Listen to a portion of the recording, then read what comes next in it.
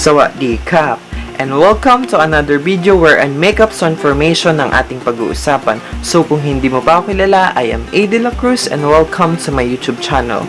So for today's video, ang makeup transformation na gagawin natin, isa siya sa pinakang sikat at magagaling na actor sa Thailand. Isa siyang BL actor, so siya po si Mew, nakilala nating THARN sa THARNTYPE the series. So, kilalang kilala siya ng BL fan, lalong-lalo na sa Pilipinas, sa Thailand, kasi sa sobrang galing niya sa pag-arte, sa pakikipag-away, basta sa lahat ng espeto ng pag-act, pagiging artista, sobrang galing niya talaga. And if you really wanna know more about him, just keep on watching. But before that, kung bago ka lang sa channel ko, please don't forget to subscribe and hit the notification bell button para ma-notify ka whenever I upload a new video. So guys, let's dig into the video.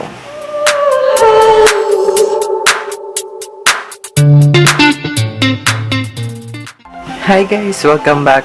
So ayan, so let's begin. So una nating ilalagay is yung sa kilay natin para matuyo agad siya. So yung part na lalagyan lang natin gamit itong Elmer's glue stick.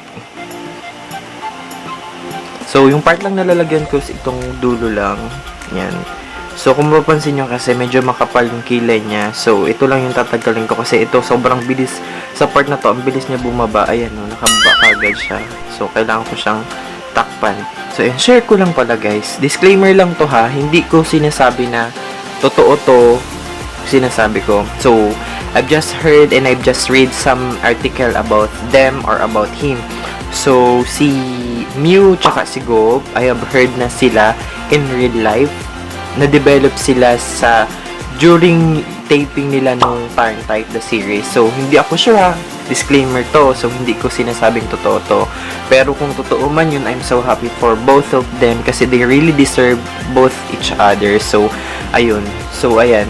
So, comment down below kung totoo man o hindi yung nasabi ko. So, sa mga BL fan dyan, lalong-lalo na ng MewGulf. So, ayun. Kayo makakasagot ng katanungan ko. So, ayan. So, let's start.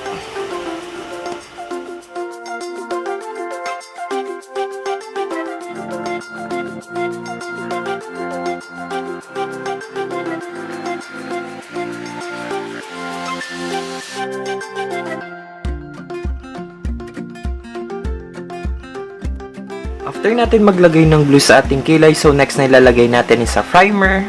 And for my primer, I will be using this next primer. This will help na mas maglumiit or mas maganda yung lapat ng makeup na ilalagay natin.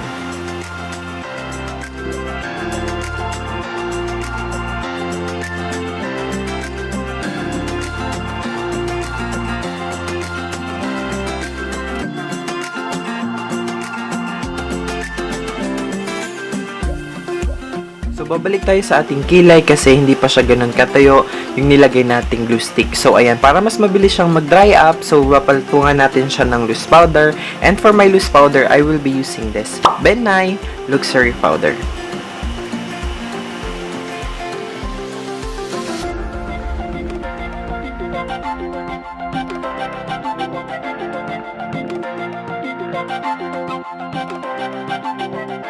Move on to my liquid foundation. And for my liquid foundation, I will be using this Maybelline Fit Me Foundation in a shade 220.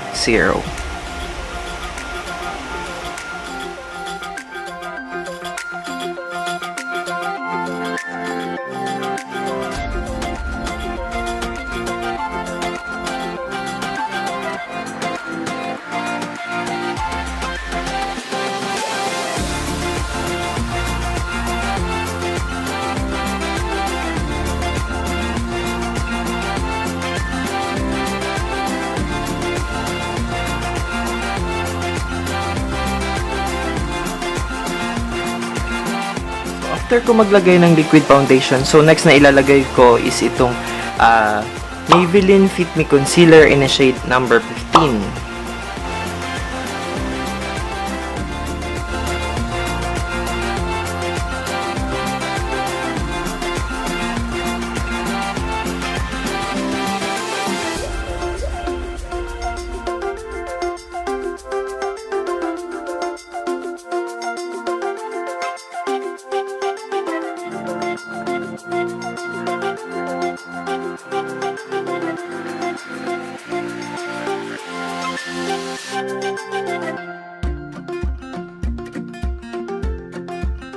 So, magkukontour na tayo para magkameron tayo ng muse shape ng face. So, ang gagamitin ko for my contouring is itong Morphe palette. At ang shade na gagamitin ko is itong dalawa na to.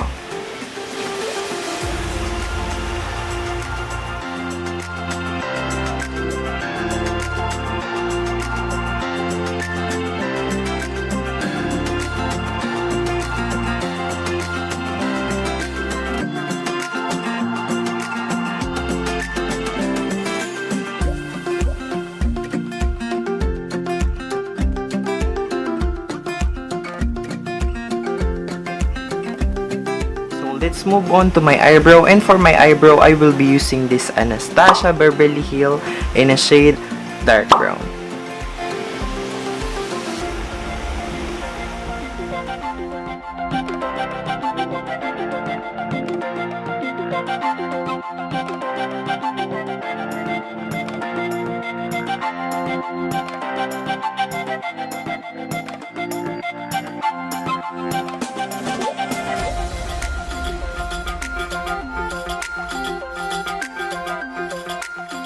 Clean up the edge ng ating ginkilay. So, babalikan lang natin yung concealer para ayusin yung mismong edge niya.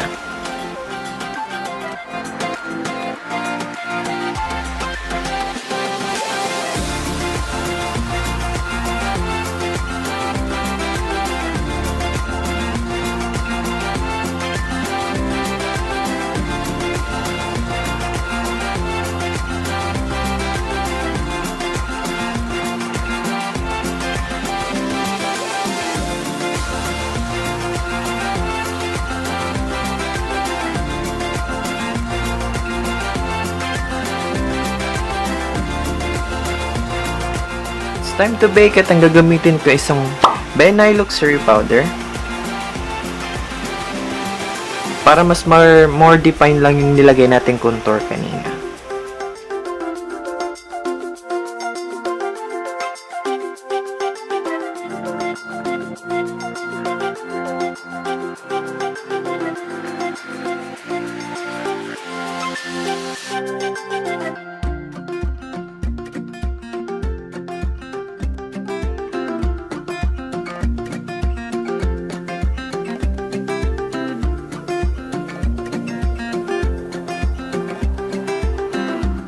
Move on to eye makeup, and for my first layer ang gagamitin ko to clean up yung lids ng aking eyes itong from Morphe palette, at ang shade na gagamitin ko is itong pinakang light na shade dito.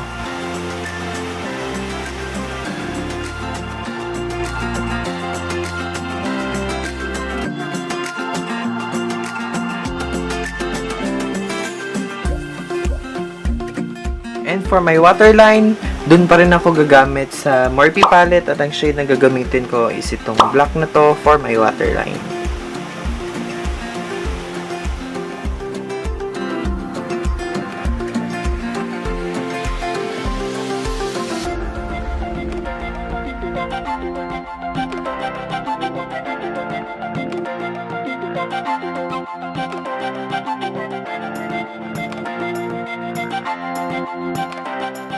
And to finish up my eye makeup, ang gagamitin ko naman dun sa lower part ng aking waterline is itong shade na to. Pinakang light na brown.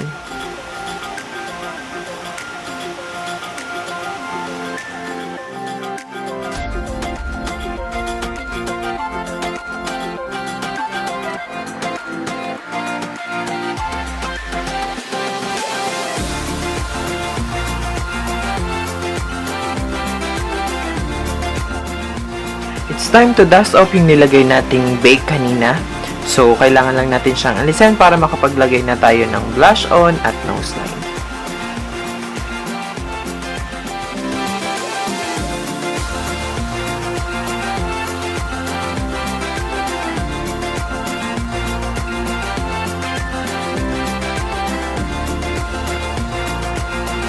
It's time to contour our nose, at gagamitin ko pa rin itong Morphe palette. At ang shade na gagamitin ko is itong dalawa ulit.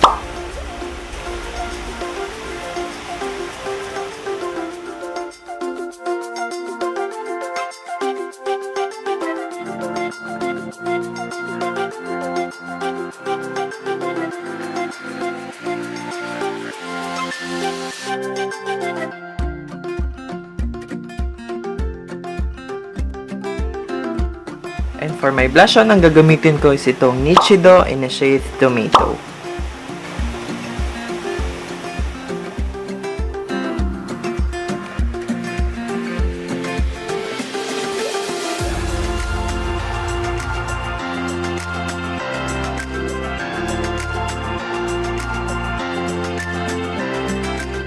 For my highlighter, ang gagamitin ko is itong Fashion 21 in a shade Eyeshadow Pop. So, gagamitin ko na lang yung finger ko para mas maganda yung pigmentation kasi konti lang din naman yung ilalagay kong amount.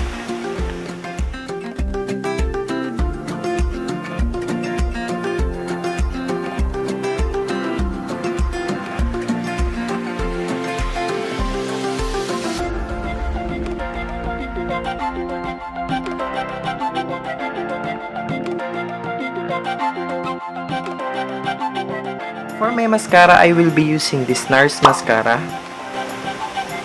Para naman makita yung aking kasi kung tingnan nyo, hindi siya halata. So, kailangan ko siyang lagyan para naman magkameron siya ng dramatic. Mas maganda yung eye, mas dramatic.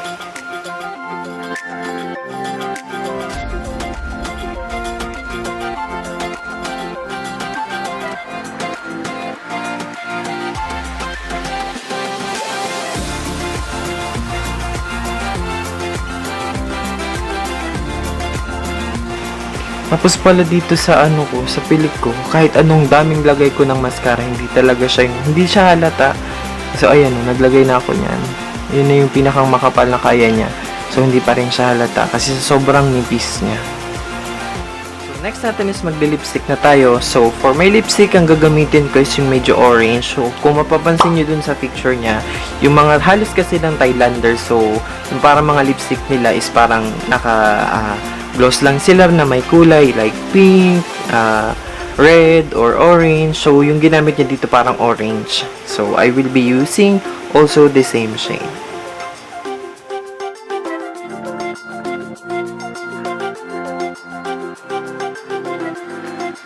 Then, papatungan natin siya ng gloss para mas maganda yung shading niya.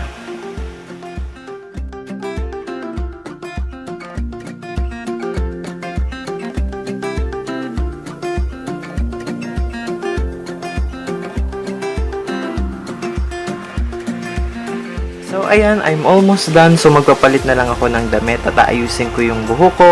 Then, you will see the final result. So, just keep on watching.